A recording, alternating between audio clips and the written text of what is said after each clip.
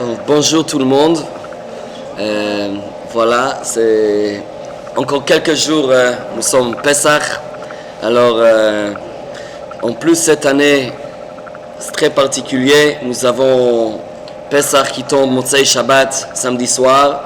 Donc, Erev Pessah, c'est Shabbat. Donc, il y a des provisions spéciales. Il faut s'organiser. Chaque année, c'est toute une organisation Pessah.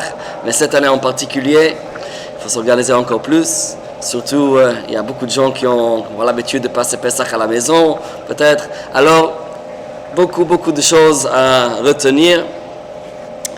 Donc, peut-être, qu'est-ce que je vais faire? Je vais parler peut-être un petit peu en général, les halachot de comment cachériser la cuisine, comment se préparer la maison pour Pessah. Ensuite, quelques consignes qui sont exprès pour cette année, quand Pessah tombe, comme ça, Motzei Shabbat, les choses qu'il faut faire attention. Donc, première chose, préparer pour Pessah. Préparer pour Pessah, on sait bien que le moindre peu de chametz, ça pose un problème pendant Pessah. Il y a une grande mitzvah de la Torah, Tashbitu Saorim Batechem, il faut détruire, il faut faire sortir de la maison tout le chametz. Mais il ne faut pas confondre entre nettoyage de Pessah et juste le nettoyage de la maison. Souvent on a tendance de dire, voilà, si déjà on va faire un nettoyage, on va arranger aussi les habits, ranger la cave, tout ça, c'est très bien, mais c'est pas un nettoyage de Pessah. Et c'est vrai que beaucoup de stress de Pessah, ça vient du fait qu'il faut ranger tous les placards et toute la maison. Et c'est vrai que ça fait trop en 2 semaines ou en 1 mois, si on commence à Rosh Chodesh Nissan, si on commence à Purim, il y en a qui commencent à Tu Bishvat, mais quand même ça fait difficile. Donc, il faut savoir que l'essentiel, le ménage essentiel pour Pessah, ça se fait à la cuisine, évidemment, où on prépare le manger, et à la salle à manger, l'endroit où on va vraiment manger. Ces 2 endroits, très importants, de faire un nettoyage à fond.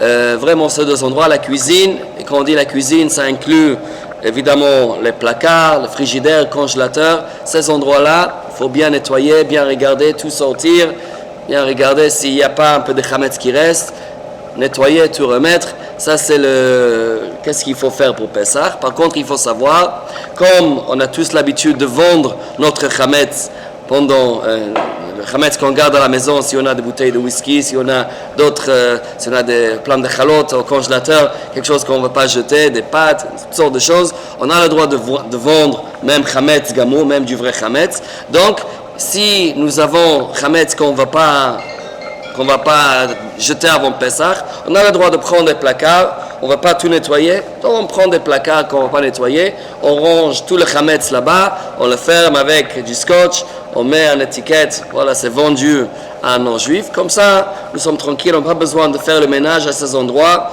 où on va vendre un goy. Évidemment, ménage rangé, il n'y a pas de problème, mais ménage de Pessah, c'est essentiellement les endroits où on va vraiment utiliser. On est censé de passer là-bas pendant Pessah, c'est ça qu'est-ce qu'il faut vraiment nettoyer.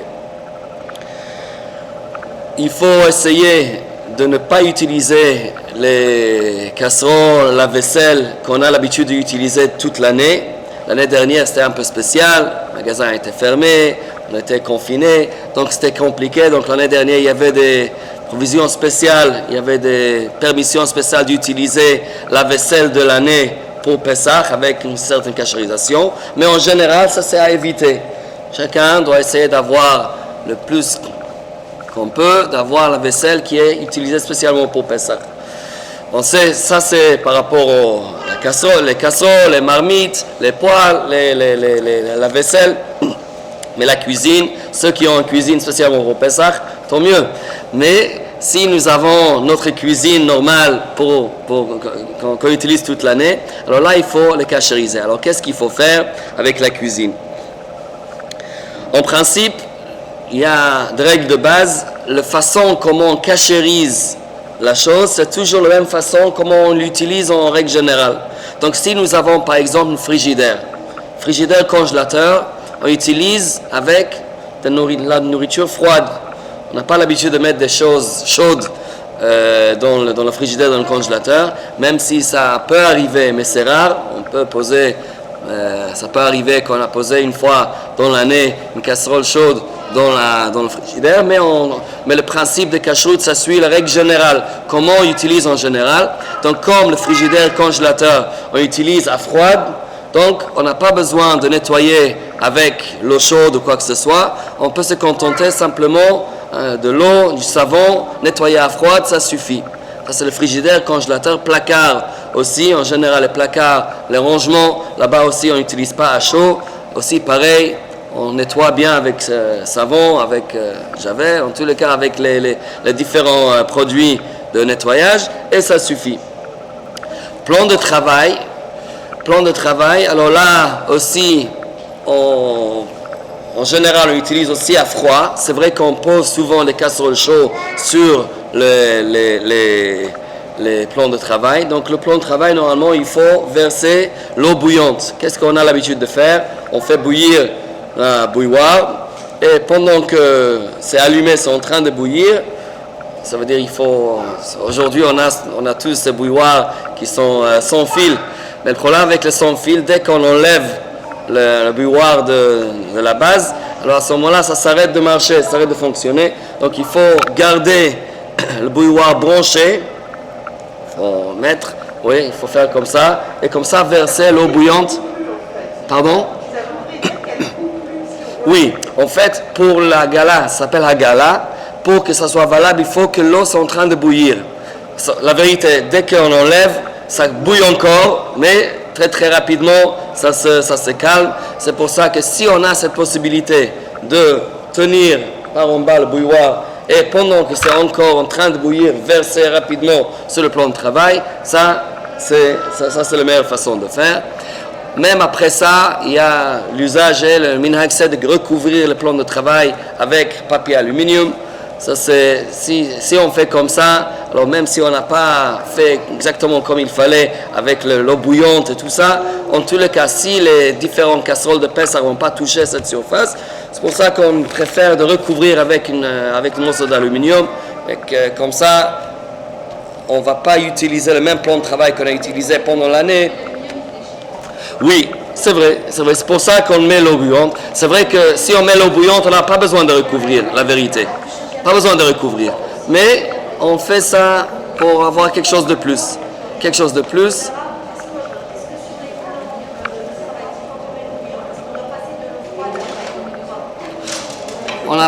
Normalement, après à gala, il faut nettoyer avec l'eau froide. C'est vrai. Oui.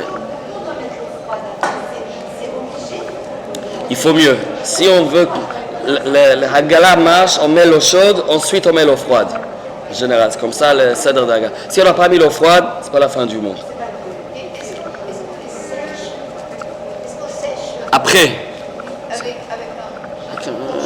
Oui, serviette, torchon, on essuie. Et après on peut.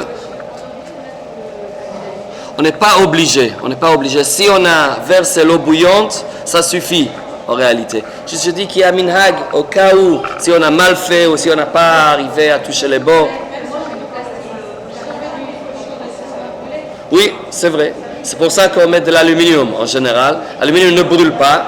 Il y a de l'aluminium qui sont un peu épais. Ça se déchire pas, ça se fond pas et ça reste comme ça pendant la semaine. Encore une fois, c'est pas obligatoire, mais ça c'est le minhag. On voit chez tout le monde, on recourt avec aluminium. Oui. L'idée c'est de le couvrir. Tranquille. Même si c'est? Oui, on peut mettre 2-3 couches. Et même pendant Pessah, ça se déchire, on peut recouvrir avec encore. Pas de problème. Oui. Oui. Est-ce que la gala est valable aussi pour ça ou pas? Normalement, c'est pour les notes, je sais. Oui. On le recouvre en général avec l'aluminium, mais c'est bien. Ou bien s'il n'y a qu'une partie, si on veut faire attention, on ne va pas poser les casseroles chaudes sur le marbre, il n'y a pas de problème non plus. Et c'est difficile de se rappeler, c'est pour ça qu'il faut mieux le couvrir. C'est pareil.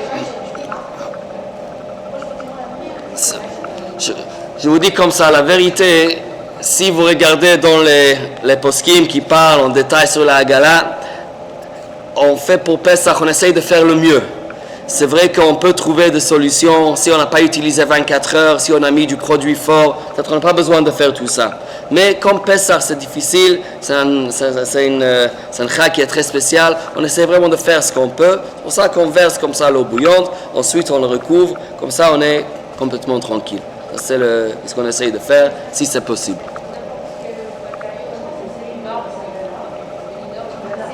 Oui. C'est vrai que la Hagala classique, c'est quand c'est en métal. C'est le plus simple. On va parler une minute sur l'évier, on va faire la même chose. Mais même si c'est en bois, ou si c'est en marbre, ou c'est en granit, ou n'importe quel... Pardon? L'évier tout de suite, on va parler de l'évier. Ok? Donc ça c'est clair. L'évier, on passe à l'évier, justement. L'évier, c'est encore une fois, à la cuisine, en général, c'est en inox. C'est vrai qu'il y a des cuisines en porcelaine, comme dans la salle de bain. Mais à la cuisine, c'est en général en inox. Pareil, on va verser l'eau bouillante dessus. Juste comme dans l'évier, on a toujours le robinet, où il y a aussi l'eau bouillante. Qu'est-ce qu'on a l'habitude de faire? C'est d'allumer en même temps le robinet de l'eau chaude. Comme ça, il y a l'eau chaude qui coule dans le robinet. En même temps, on verse dessus l'eau bouillante de la bouilloire. Comme ça, nous avons la Hagala de l'intérieur. C'est vrai que l'eau n'est pas bouillante, mais au moins on essaye de cachériser le robinet de cette manière aussi. Encore une fois, on verse à l'intérieur de l'évier l'eau bouillante de la bouilloire. Et là, c'est cacher le Pessah. Encore une fois, si on arrive à mettre le papier aluminium, tant mieux. Il y en a des femmes qui me disent c'est pas possible, ça se déchire trop avec l'évier, c'est très très difficile. Il y en a qui mettent une sorte de bac en plastique, ils achètent spécialement pour Pessah, il y a un trou en bas. Il y a toutes sortes d'astuces qu'on peut faire. Ça, si on arrive à faire ça, tant mieux. Sinon, si on a versé avec l'eau bouillante, ça suffit. Encore un point que c'est important, que j'ai oublié de mentionner tout à l'heure. Avant de faire la Hagala, on fait attention de ne pas utiliser la surface avec chametz chaud pendant 24 heures. Ça veut dire, pendant 24 heures, il ne faut pas utiliser un plan de travail, de faire du chametz dessus. Il faut le laisser sans chametz, au moins chametz chaud, pendant 24 heures avant de faire la Hagala. Et à ce moment-là, on peut faire la Hagala tranquillement. Ça, c'est important de retenir. On n'utilise pas avec chametz chaud. Si on utilise pour couper une salade, ou ça, il n'y a pas de problème. Et après, on fait cachérisation. Après, on fait cachérisation. Tout à fait. Après 24 heures. Alors, comment ça se passe? Ça se passe en bénisson et on va mettre... Alors, tout de suite, on va arriver cette année comment s'organiser. Pour L'évier. Donc, la cachérisation, c'est on le fait juste avant que les draps commencent. Alors, je parlais du timetable tout à l'heure, comment s'organise cette année. Juste, il y a encore deux choses qu'il faut savoir à la cuisine. Un, c'est la plaque de cuisson, et après, il y a le four. Alors, plaque de cuisson, alors en général, si c'est aujourd'hui, la plupart, c'est des vitres céramiques. Si c'est comme ça, il y a les gaz. Est-ce qu'il y a quelqu'un ici qui cuisine avec les gaz? Oui, cuisine avec les gaz. Ok, alors, deux choses. Alors, d'abord, vitre céramique, si la plupart ont ça. Alors, ça, pour les Sfaradim, c'est assez simple, parce que vitre céramique, ça en fait du verre, c'est une plaque en verre. C'est une sorte de verre qui est très, très résistant. Et il y a les résistances qui chauffent, qui sont en dessous. Ça, c'est facile à nettoyer. On nettoie, c'est un plaisir de nettoyer vitre céramique. Mais, qu'est-ce qu'on a l'habitude de faire? Quand même, on allume tous les ronds au maximum. Pardon? Avec cette histoire d'induction, ça marche pas. Avec induction, ça marche pas. Induction, on peut pas faire ça, c'est vrai. Mais si c'est une plaque de vitre céramique, si on arrive à allumer, on allume pendant une demi-heure et après c'est complètement caché le Pessah, rien besoin de faire à part ça. Induction, c'est compliqué. Induction, c'est compliqué parce que ça ne chauffe pas. On n'a pas besoin de l'eau bouillante. Pas besoin de l'eau bouillante. Rien qu'à chauffer pendant une demi-heure. Nettoyer normal avec le produit, comme il faut, sûr qu'il n'y a pas de chametz qui reste, et allumer pendant une demi-heure, ça suffit pour la vitrocéramique. Induction, c'est compliqué, c'est compliqué. Il faut nettoyer comme il faut. Problème, on peut pas allumer. On peut pas allumer. Si on allume à vide, ça marche pas. Donc oui, mais s'il y a chametz dessus déjà, ça fait un problème. Qu'est-ce qu'il faut faire? En principe, on le nettoie comme il faut et on se contente comme ça. On n'a même pas besoin de verser quoi que ce soit. On le laisse 24 heures soit utilisé. On met le produit des Carrefour ou quelque chose de Saint-Moritz, quelque chose de fort, et on utilise comme ça. Les cuisinières à gaz, alors encore une fois, on doit bien nettoyer le fond, le cuisinière même. Les grilles, par contre, les grilles où on pose, on appelle ça les grilles où on pose les casseroles, il faut les retirer. Ces grilles-là, alors qu'est-ce qu'il faut faire? Le meilleur c'est d'utiliser, il faut l'iboun. On prend une chalumeau, il faut passer avec du feu autour. Ensuite, on l'emballe avec papier aluminium et on utilise comme ça. Si on peut le remplacer, avoir des grilles spécialement pour Pessah, ça c'est le meilleur. Si ça s'achète les grilles à part, ça on peut. Sinon, on peut les cachériser, on peut les apporter ici. Ici, on a des chalumeaux et on peut le cachériser pour Pessah de cette manière-là. On amène les grilles, on passe avec le chalumeau, on l'emballe avec le papier aluminium et comme ça, on peut utiliser ça pour Pessah. On peut faire l'iboun ici. Ouais. On va s'organiser dimanche. Hein? Peut-être. Oui? Oui?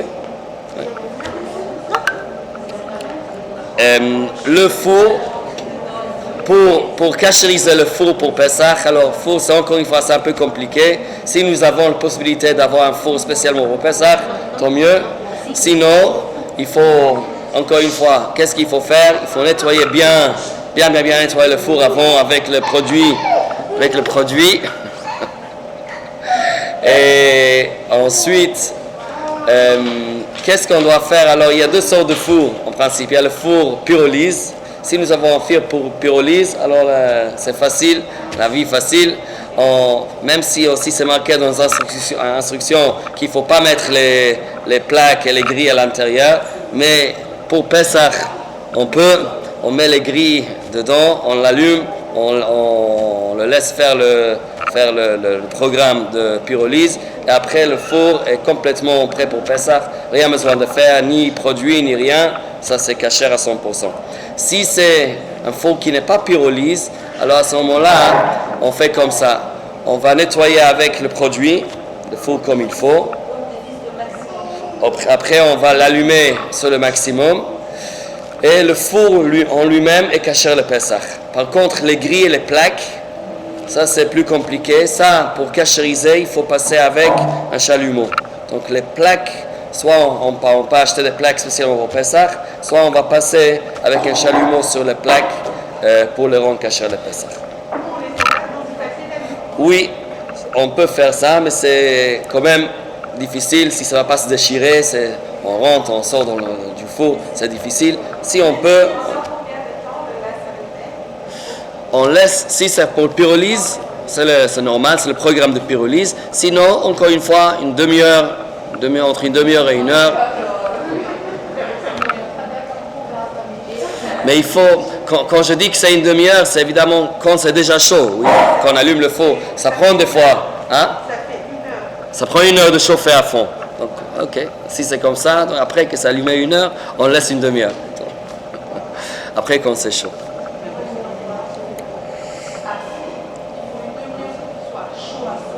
Et après, il y a après une demi-heure pour que ça chauffe vraiment. Que ça...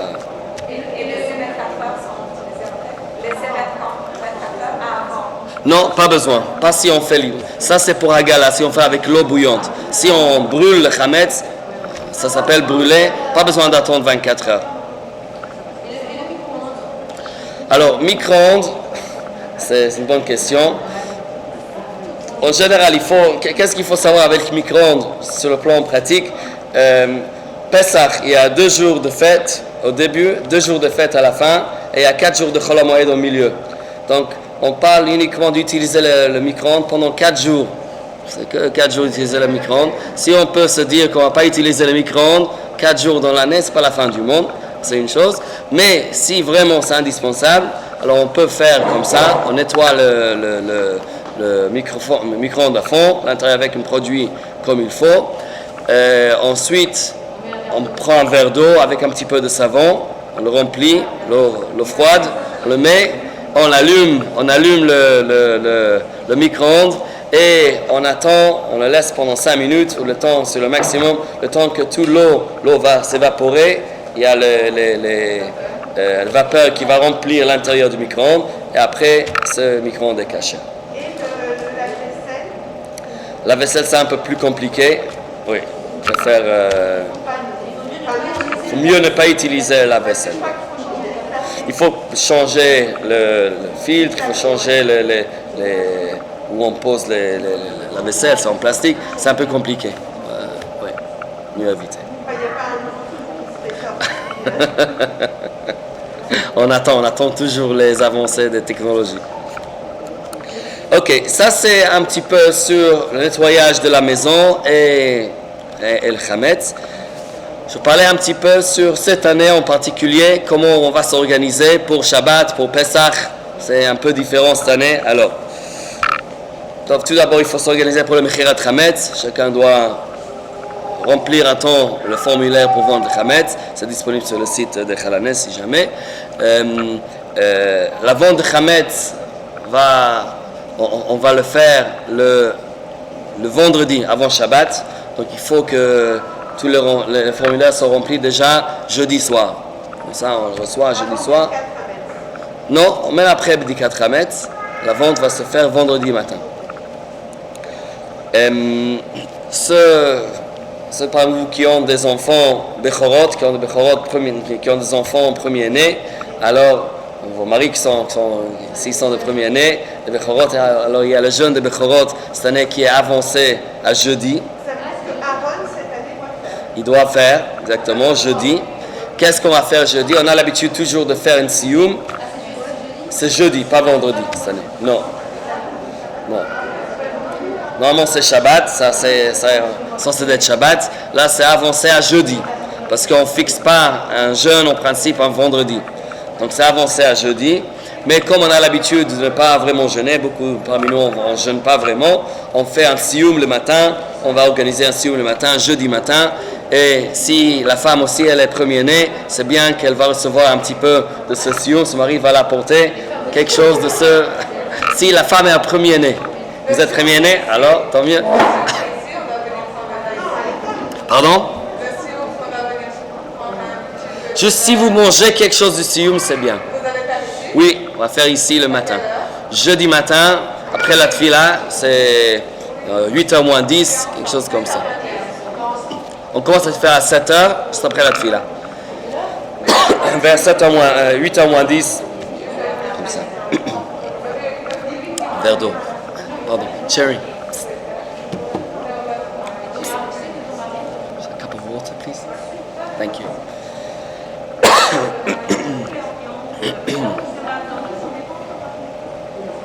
Oui. L'enfant qui est né par ses salaires, par exemple, il ne va pas jeûner, n'est-ce pas? Parce que je ne sais pas, il a son À l'instant. Alors, pour le Ta'anit Bechorot, excusez-moi. Thank you. Baruch atah Adonai Eloheinu melech haolam, שהכל נהיה בדברו.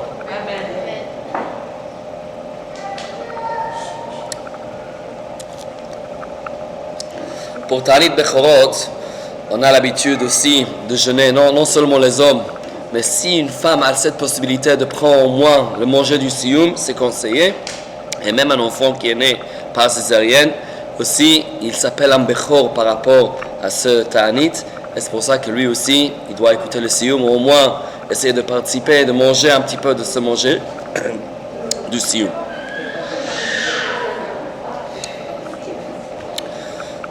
Ça c'est jeudi prochain.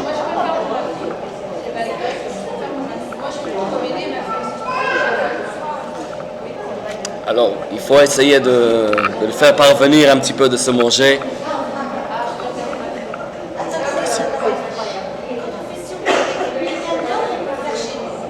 Non, il faut être présent normalement à la choule, ou au moins manger de ce manger qui a été donné au Siyum. Ça, il y a la bracha qui est sur cette manger. On le prend à la maison, on le mange à la maison. Pas besoin de manger sur place. Mais oui. Je ne pas. En tous les cas, cette année en plus, comme c'est pas le jeûne qui a lieu le vrai jour, donc c'est plus facile. Si on a difficulté quelconque pour manger quelque chose du Siyum, on peut manger normalement, on n'a pas besoin de jeûner. C'est la vie du Shulchan Aruch.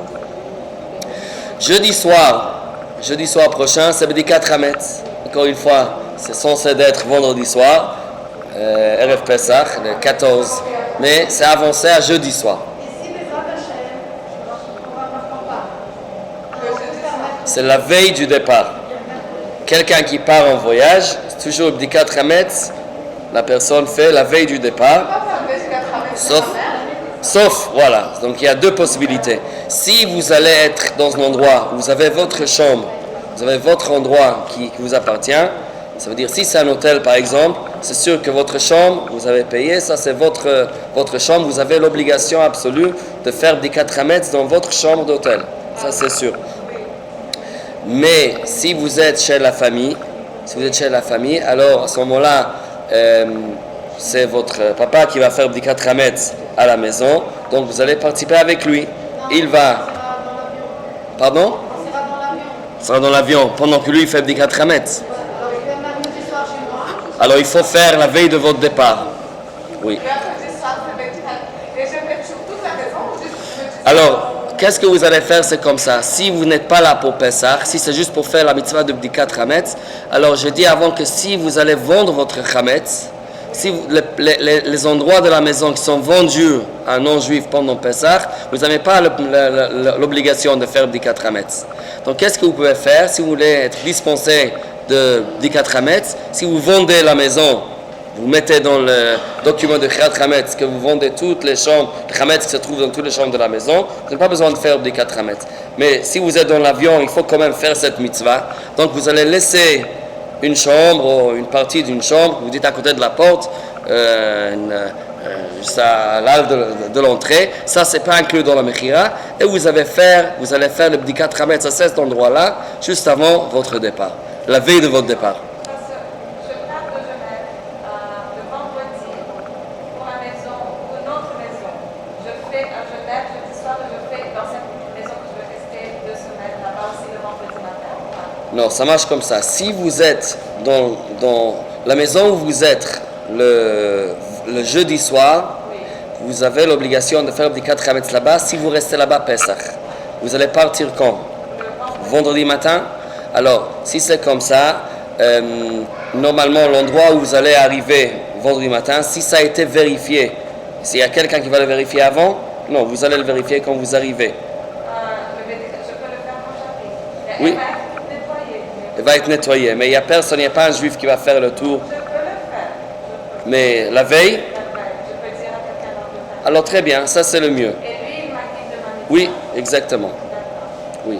Si vous pouvez nommer quelqu'un, votre shaliach, votre agent, de passer là-bas le jeudi soir, il fait le tour et lui il fait des 4 mètres pour vous, ça c'est valable. Ça c'est le mieux. Oui, très bien. Là on arrive vendredi matin. Maintenant, juste quand on fait des 4 mètres, encore un point qui est important, quand on fait des 4 mètres, si c'est le jeudi soir cette année, on fait des 4 mètres avec beracha, avec la bougie, on cache les 10 morceaux de pain, comme on a l'habitude de faire chaque année. Le mercredi soir aussi, on fait avec Belaha. Pardon? Si on fait le mercredi soir. Non, alors très bien. Ça, c'est seulement quand on fait ça jeudi soir. Si on fait mercredi soir ou avant le jeudi soir, n'importe quel jour, si vous partez le jeudi, vous partez le mercredi, c'est la veille de votre départ, vous faites du 4 hametz, mais sans beracha. Vous ne faites pas la bracha, vous passez avec la bougie, vous cherchez, mais vous n'avez pas l'obligation ni de mettre les morceaux, ni de faire la bracha. Vous cherchez, est-ce que vous trouvez des chametz? Est-ce qu'il y a des chametz que vous avez oubliés? Ça, c'est l'idée de la bédika. Vous cherchez. Si vous n'allez pas utiliser la maison pendant Pessah, je dis qu'est-ce que vous faites? Vous vendez la maison. Vous ne faites pas l'abdika. Vous vendez la maison entière. Et comme ça, vous êtes dispensé de faire l'abdika dans votre maison ici. Après, quand vous arrivez là-bas, vous allez arriver avant jeudi soir. Vous allez arriver avant jeudi soir. Ah, vendredi matin. Oui, mais alors à ce moment-là, vous faites que à l'âle de l'entrée de chez vous. Vous allez mettre dans le document, vous vendez le chametz de toute la maison, sauf dans la halle d'entrée. Et c'est là-bas que vous allez juste faire le tour pour la mitzvah. Vous allez chercher juste devant la porte. Comme ça, vous...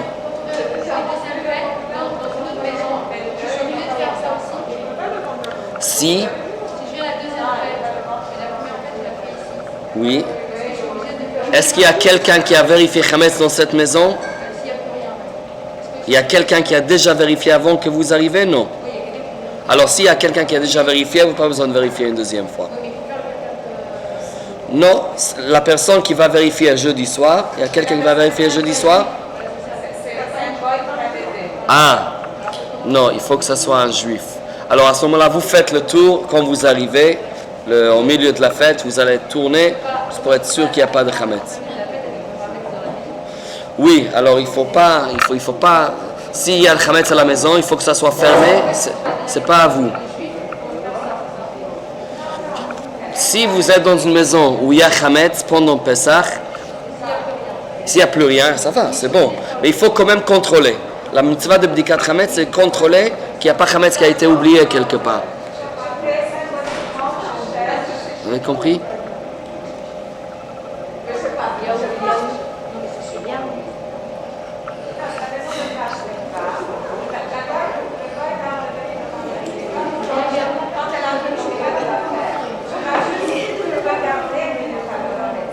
Bdika, c'est juste un contrôle. Vous faites le tour pour être sûr qu'il n'y a pas de chametz qui a été oublié.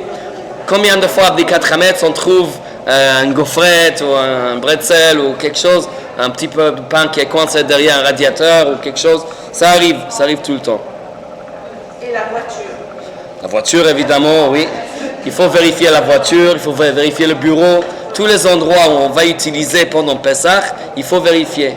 Si on ne va pas utiliser le bureau, encore une fois, on met dans le shtar de Bichirat Chametz, on vend aussi le chametz qui se trouve dans le bureau ou dans la voiture, etc.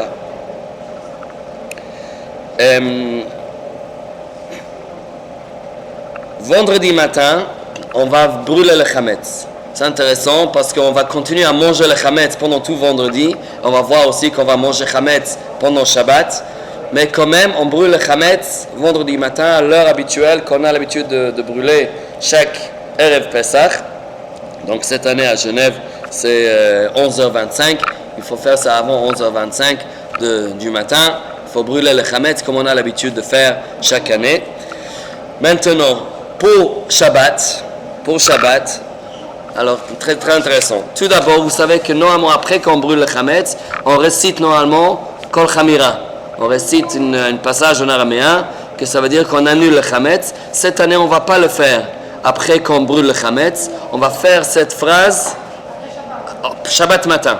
Shabbat matin, on va faire ça après le repas. Mais c'est important, même si c'est imprimé. Ça, on va brûler vendredi matin. On va pas dire Kol Chamira. Exactement. Donc, si cette année c'est un peu plus facile que les autres années, c'est obligé de brûler le chametz avant cette heure-là de 11h25. Si on est en retard, c'est un très grand problème. Cette année, même si on n'a pas fait ça avant cette heure-là, on peut continuer à brûler le Hametz jusqu'à l'entrée de Shabbat. Okay, ça c'est, donc on peut détruire le Hametz, mais il ne faut pas avoir de Hametz quand on n'a pas l'intention de manger pendant Shabbat. Il ne faut pas que ça soit chez nous à l'entrée de Shabbat. Tout le Hametz qu'on va garder, c'est uniquement le Hametz qu'on a l'intention de consommer pendant Shabbat. Tout de suite. Alors, là, je vais vous donner conseil. Et voilà. Le manger de Shabbat. Alors, nous avons un gros problème ce Shabbat. Shabbat, comme vous savez, il y a un mitzvah de manger du pain pour le repas de Shabbat. On n'a pas le droit de manger la matzah, Erev Pesach. Erev Pesach, la veille de Pesach, on ne mange pas la matzah. On n'a pas l'habitude de manger la matzah. Chametz, on a le droit de manger, vendredi soir évidemment, Shabbat matin jusqu'à une certaine heure, jusqu'à 10h11. On a le droit de manger Chametz à Genève cette année jusqu'à 10h11. Ça veut dire après 10h11, on n'a plus le droit de manger Chametz. Et tout le Chametz qui reste, on doit le détruire. Donc comme Shabbat, on ne va pas brûler, on ne va pas détruire vraiment. Donc il faut vraiment essayer avant Shabbat que ça soit tout prêt. Deuxième problème, c'est si on va utiliser la vaisselle de Chametz, on va utiliser les casseroles de Chametz, on ne peut pas nettoyer ce Shabbat, on ne va pas nettoyer ça pour la semaine, c'est Pesach. Qu'est-ce qu'on va faire avec tout ce Chametz qui reste, tout le reste de la dafina, des choses, qu'est-ce qu'on fait? Donc, conseil que le poskim donne, c'est que pour Shabbat, on prépare tout, kasher le Pesach. On a déjà cuisiné pour la fête, parce que aussi pour la fête qui suit directement Shabbat. Donc, on va déjà commencer à cuisiner pendant la semaine. C'est mercredi, jeudi, vendredi. Il y a la dafina kasher le Pesach, les pommes de terre et la viande, c'est tout. Comme ça, ceux qui mangent le riz, ça va. Mais ceux qui ne mangent pas le riz, c'est que les pommes de terre et la viande.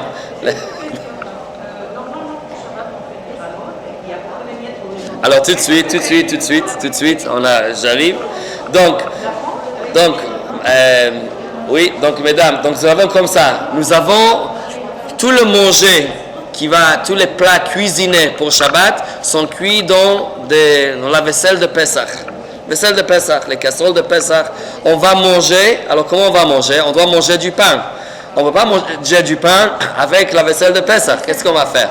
Donc, tout d'abord, première chose qu'il faut savoir, de planifier exactement combien de pain on va utiliser Shabbat. Il faut vraiment faire un calcul selon combien de personnes il y aura à table, vendredi soir, Shabbat matin. Et il faut savoir aussi que cette année, c'est conseillé de faire le motzi, manger le kezaït ou la kabetza, le 30, 60 grammes de pain qu'on mange, après c'est tout. Après on ne continue pas à manger le pain avec les salades et avec le reste du repas. On mange uniquement au début du repas après le motzi. Ça veut dire comme ça. Alors il y a deux possibilités. Soit on fait motzi, on ne fait pas motzi à table. Soit on va sur le balcon par exemple, si on a un petit jardin, balcon, on va là-bas. On fait le motzi là-bas et on mange le pain là-bas. On nettoie, on termine, on mange les quantités qu'il faut, nettoie les miettes, se secoue. Après on rentre à la maison et il n'y a plus de pain jusqu'à la fin du repas. On mange sur la vaisselle de Pesach. Et on mange sur la vaisselle de Pesach. Oui, on ne va pas mettre le pain à table, même pour Birkat Hamazon. Oui, c'est vrai que ce n'est pas le meilleur.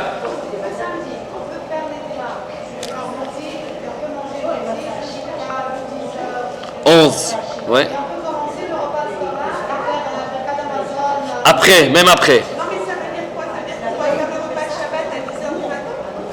On va faire la tfila ici à 7h du matin, Shabbat prochain. 7h du matin, on va faire la tfila un peu plus rapide. À 9h15, on est dehors. 9h15, on est dehors. Et chacun rentre chez lui. Comme ça, on peut au moins manger notre pain avant 10h, tranquille. On a le temps de nettoyer la bouche, nettoyer. Voilà, très bien. Ça, il faut déjà prévoir avant Shabbat. Oui.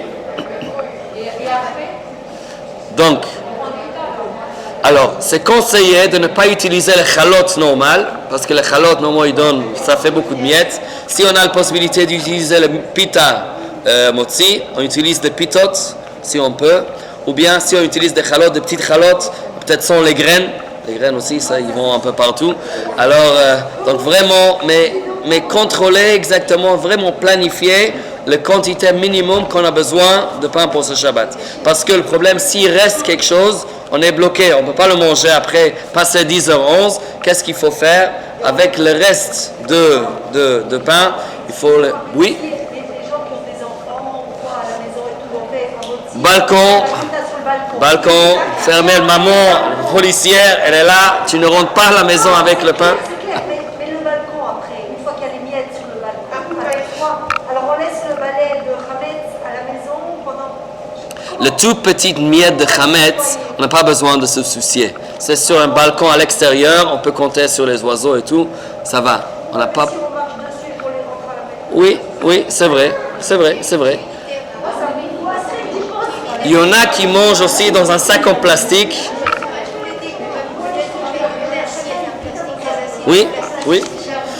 Il y en a aussi qui proposent autre chose, c'est de manger dans la vaisselle jetable.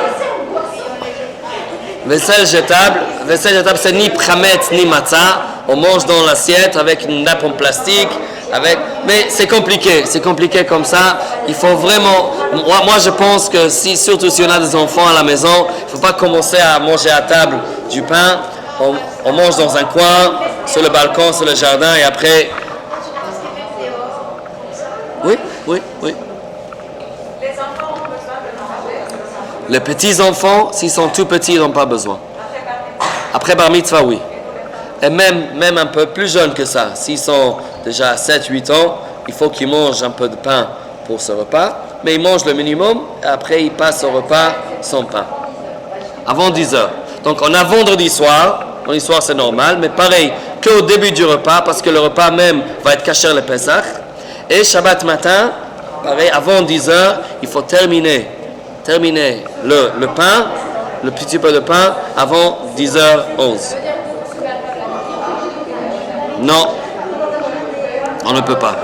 Cette année, alors qu'est-ce qu'on va faire avec Seudah Shlishit, ceux qui ont l'habitude de faire Seudah Shlishit avec du pain? Cette année, il n'y a pas ni pain ni matzah, parce qu'on va manger le matzah non plus. Donc à ce moment-là, cette année, c'est que des salades. On peut prendre la viande, on peut prendre le poisson, tout ça, les grandes salades, les pommes de terre, les œufs, mais pas... Non, alors les gâteaux de Pessah aussi sont invités Erev Pessah. Erev Pessah, on n'a pas l'habitude de manger les gâteaux de Pessah. Sauf s'ils sont shakol. Mais les gâteaux de Pessah qui sont maisonnotes, qui sont faits avec la farine de matzah, on ne mange pas Erev Pessah. Bon à savoir. Oui? Exact. Non, pas des gâteaux. Fruits, légumes, poissons, viande. Oui, spécial. La dernière fois qu'on a eu un Pessah comme ça, c'était en 2008, si vous vous souvenez. 2008, il y a 13 ans en arrière. Ah, oui. Ok, vous avez compris comment ça se passe. Donc ça, c'est spécial. C'est pas mal de choses à retenir, mais c'est comme ça. Encore une chose qu'il faut savoir, alors comme aussi Pessah, ça suit directement Shabbat. Juste après Shabbat, c'est Pessah. Donc, il faut avoir toutes les choses pour le Seder prêt déjà avant Shabbat. Donc, en fait, il faut avoir le matzot, le vin, le karpas, la laitue, tout ça. Il faut préparer le zeroa, l'os, on appelle ça l'os qu'on met sur le kehara, préparer l'œuf. Toutes ces choses-là sont à préparer vendredi déjà. Tout doit être prêt vendredi. Comme ça, on arrive, on prépare l'eau salée, tout ce qu'on peut préparer avant Shabbat, tout est prêt. Comme ça, on termine Shabbat et on peut commencer déjà à préparer pour Seder. Maintenant, comme c'est Shabbat, on ne peut pas préparer quoi que ce soit pendant Shabbat. Oui, donc, mesdames, donc ça marche comme ça. Shabbat même, c'est Shabbat, on peut même pas commencer à dresser la table et tout jusqu'à Motzei Shabbat. Dès que c'est Motzei Shabbat, ici. Oui, c'est le même vaisselle, c'est le même... bien sûr. Ça va finir Shabbat. Oui, alors vous allez dire juste après Motzei Shabbat la phrase Baruch HaMavdil ben Kodesh le Kodesh. Pourtant, à ce moment-là, vous allez allumer le Nerot d'une flamme existante. Il y a quoi? Pardon? Il y a combien de battements entre la fin de Shabbat et l'entrée de la fête? C'est 0. Shabbat termine, la fête rentre. Ouais. Cuisiner On peut cuisiner. avec un héros. Non, même pas besoin. Eruv, c'est quand ça tombe Erev Shabbat. Oui. C'est pour ça il faut préparer une veilleuse, il faut préparer une ner neshama avant Shabbat. Comme ça, vous pouvez aussi allumer le nerot, allumer le gaz si jamais.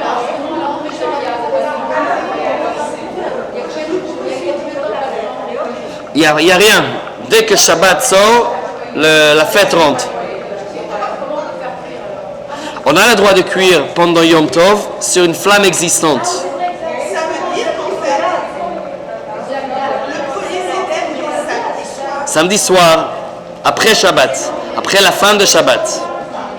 Oui, c'est beaucoup de choses à... Donc, on n'a pas besoin de faire une Eruv. Parce que l'Eruv est toujours quand Yom Tov tombe avant Shabbat. Et c'est pour l'Eruv permet de cuisiner Yom Tov pour Shabbat. Mais là, c'est après Shabbat, c'est pour le jour même, il n'y a pas de procès à l'envers. Donc, Motzei Shabbat, évidemment, on a un kiddush un peu plus long. On rentre à la maison, il y a un kiddush avec un avdallah qui rentre, qui fait partie du kiddush. Oui, on fait l'avdallah avec le ner, avec le bracha sur l'avdallah, etc.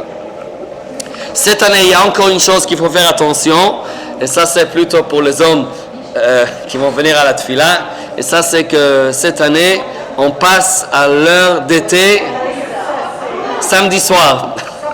Donc samedi soir, à 2h du matin, on passe de l'heure hiver à l'heure d'été. Samedi soir, à 2h du matin. Et là, au milieu du Seder, ceux qui vont prolonger le Seder après 2h du matin, on est déjà, au lieu de terminer le Seder à 2h01, ça s'appelle 3h01. Oui, ça c'est... Shacharit, c'est Moridatal, tout à fait. Mais Shacharit, là, ils vont annoncer Shacharit à 9h du matin. Mais en fait, c'est pas 9h du matin, c'est 8h du matin, parce que c'est 1 heure décalage. Et comme on ne peut pas ajuster les horloges pendant Shabbat ou Yom Tov, donc il faut bien calculer à l'avance, il faut bien lire l'heure comme il faut. Alors, il y a quelqu'un qui m'a proposé d'avoir deux horloges. Un pour Shabbat et un à partir de dimanche. Comme ça. Moridatal, c'est à Moussaf, le premier jour de Pessah. Et Sfirat HaOmer, c'est dimanche soir, deuxième soir, le deuxième Seder. Ouais. On peut laisser allumer pendant tous les 3 jours. Oui. Petite température. Non, on ne peut pas le toucher. Oui, tout à fait. Oui. On ne peut pas le débrancher nous-mêmes. On peut dire à un non-juif de le débrancher pour nous. Je ne peux pas parler comment cachériser. Alors, encore une fois, plata, ça ne coûte pas tellement cher. Si on peut avoir une plata que pour Pessah, c'est mieux. Sinon, qu'est-ce qu'on fait? Il faut bien nettoyer avec le produit. Encore une fois, on laisse 24 heures. En général, entre une Shabbat et une autre, il y a plus que 24 heures. On fait avec le produit, on le laisse allumer pendant une demi-heure, 1 heure.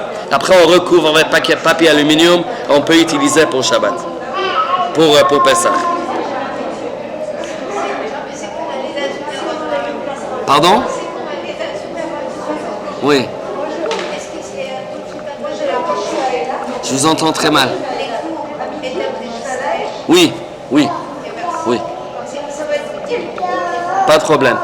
Ok.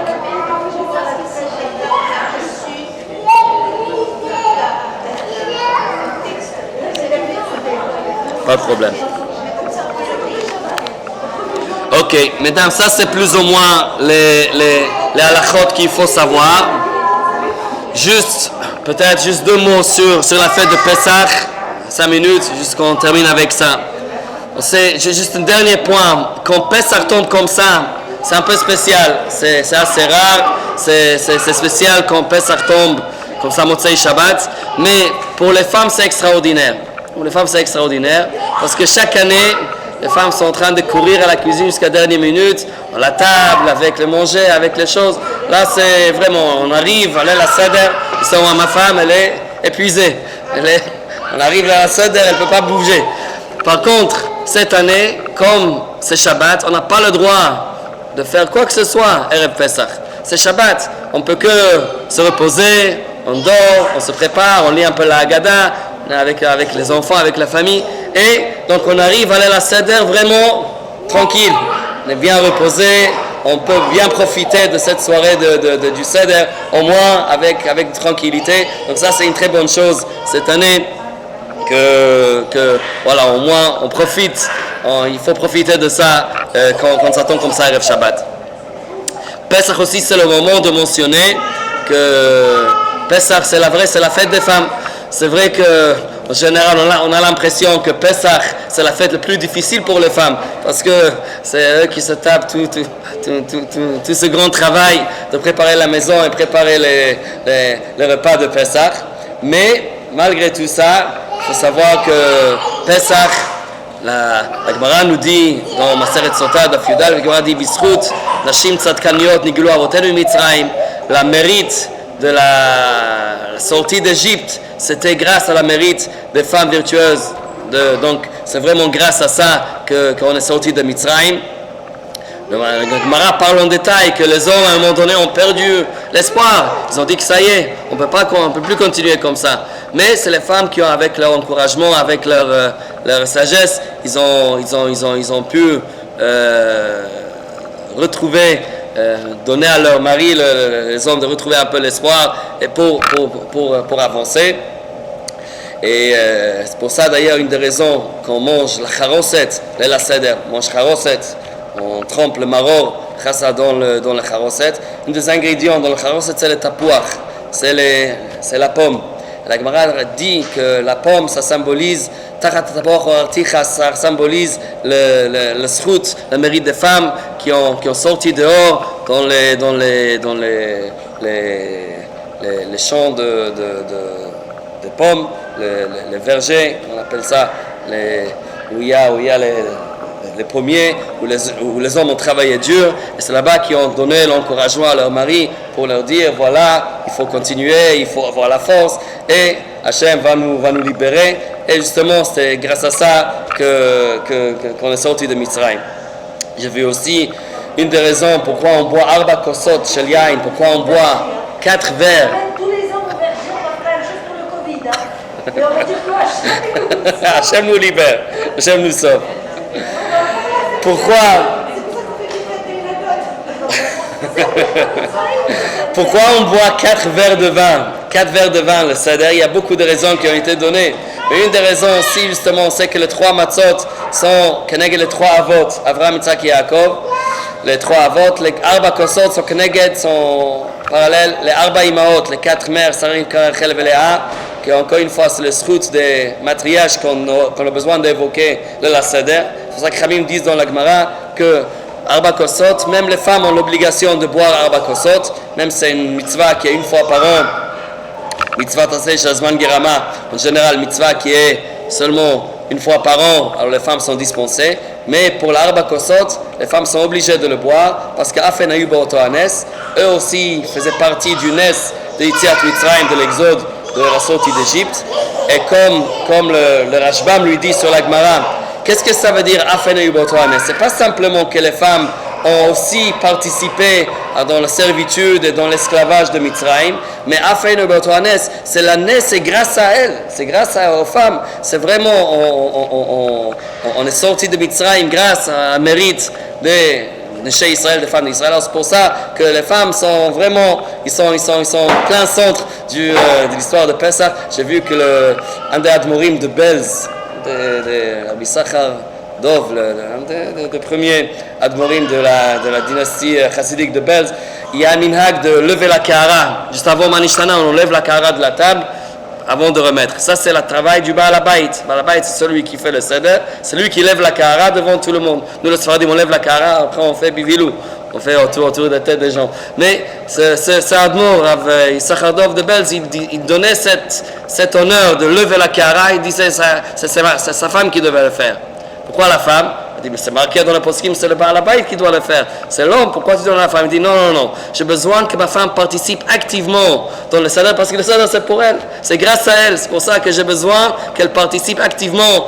C'est pas que moi. Sans elle, on n'en serait pas là. Alors, c'est vrai, au moment on demande, on sait que comme au moment de Mitzrayim, c'était la mérite des femmes qu'on a sorties de Mitzrayim, alors on espère aussi, pour ce galout aussi, toutes ces épreuves et cette période difficile en vivant, alors Hashem, on espère qu'on va être libéré aussi, Bisrout, Nashim Tzidkaniot, alors que Hashem vous donne, Hashem, tous les brachot, qu'on puisse avoir un Pesach Kasher et Sameach, vous, toutes vos familles, tout Klal Israël, qu'on puisse bientôt avoir le Binyan Bet HaMikdash avec libération totale, Hashem, Rav Yamenu Amen, Keni Ratzon.